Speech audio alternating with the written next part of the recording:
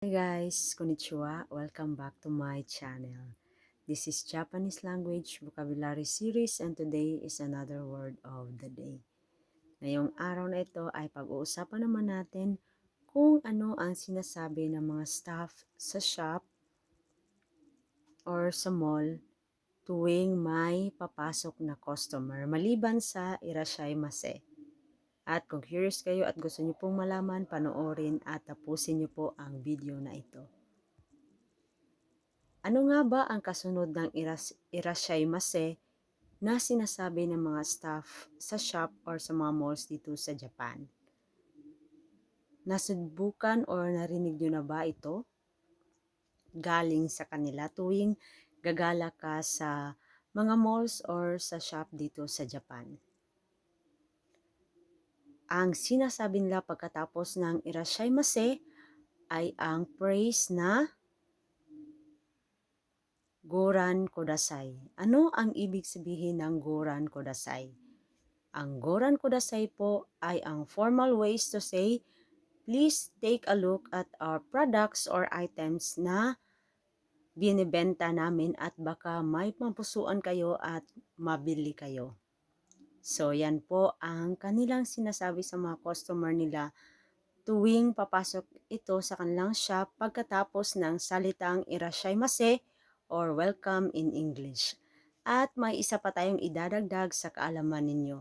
Ano naman kaya sa Japanese kapag sinabi na out of stock na ang isang item? May idea ba kayo kung ano ito sa Japanese? Yan ay ang salitang shinagire.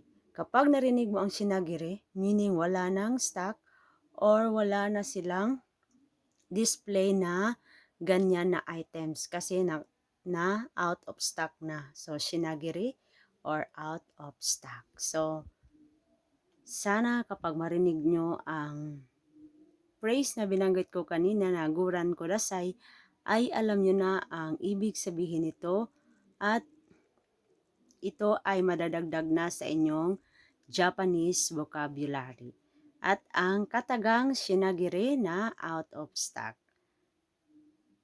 So, kapag tatanungin nyo sa staff ng shop or sa mall na pupuntahan ninyo na kailangan mo ng M size or M na size ng iyong bibilhin, at kapag wala sila nito, kadalasan sinasabi nila ay shinagire or out of stock na.